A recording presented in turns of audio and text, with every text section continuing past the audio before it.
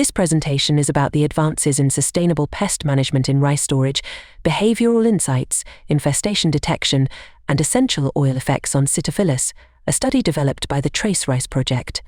Insect infestations during rice storage are nearly unavoidable, especially in favorable storage conditions and for extended periods. The first step was publishing a review paper outlining the importance of maintaining rice quality. This paper focuses on Cytophilus species due to their impact on rice quality, since effective pest management is crucial. It also mentions the challenges and limitations of conventional pest management methods, and highlights environmentally friendly controlling techniques that have been explored to prevent infestations. This is an important subject because rice is one of the most consumed cereals in the world, and every year tons of rice are rejected due to infestations. There is interest in finding alternative treatments to the chemical substances because there is increasing concern about their impact on the environment and human health.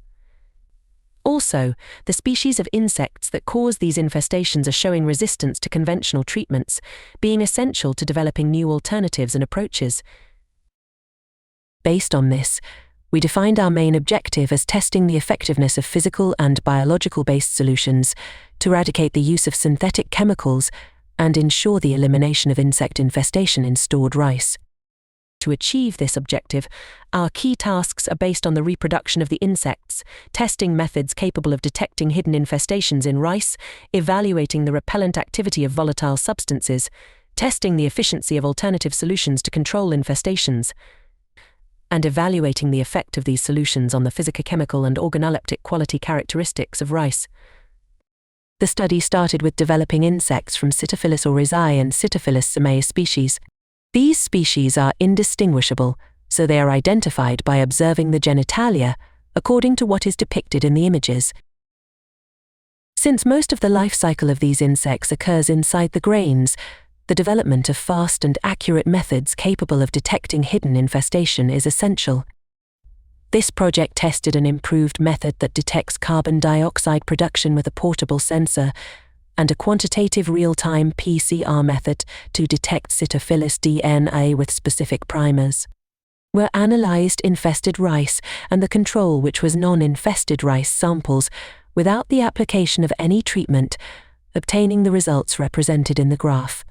There is an evolution of the carbon dioxide levels throughout the insect's life cycle. This test ended when adult insects were detected.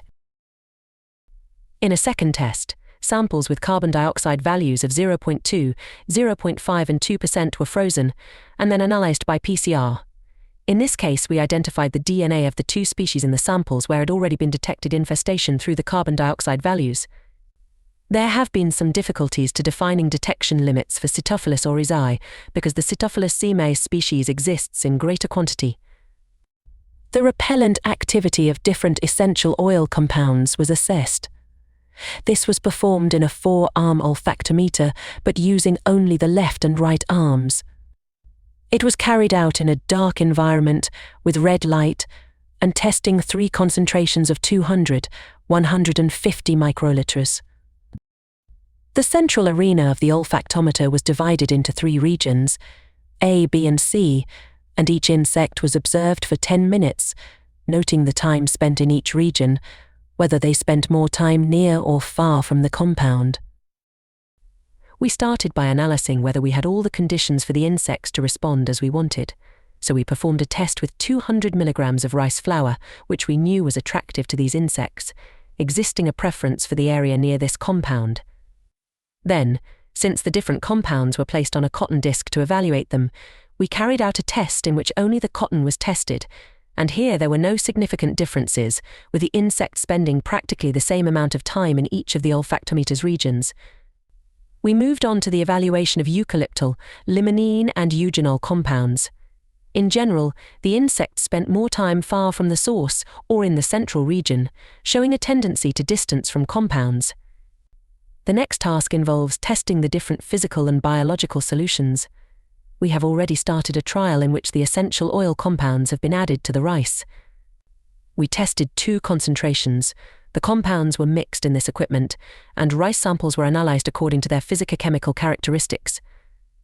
This study was possible due to a collaboration with Ernesto Morgado, the oldest rice manufacturing and distribution company in Portugal. We pretend to obtain more results about these compounds and the insect's response when in contact with them to verify if it will affect their development. Another solution tested is the application of ultraviolet light for disinfecting rice, a study developed in collaboration with IBET, a private non-profit institution dedicated to research and development in biotechnology. Previously infested rice was treated with UV LEDs at 280 nanometers for 15, 30 and 40 minutes. The goal is to compare treated and untreated samples to determine whether UV treatment affects insect behavior, specifically by preventing egg hatching and inhibiting insect development. Although higher doses or intensities of UVC theoretically increase disinfestation efficiency, this effect may be limited in solid foods due to the insufficient penetration of UVC rays into the food matrix. This was confirmed in our not promising results, so we moved to test the application directly on the larvae.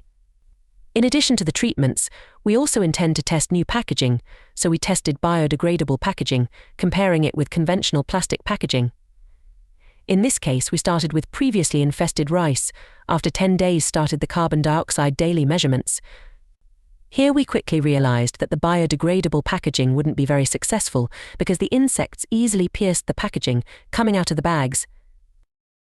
The selected treatments are also evaluated regarding their effect on the physicochemical and organoleptic quality characteristics of rice, being realized through these tests from texture analysis to the basic chemical composition.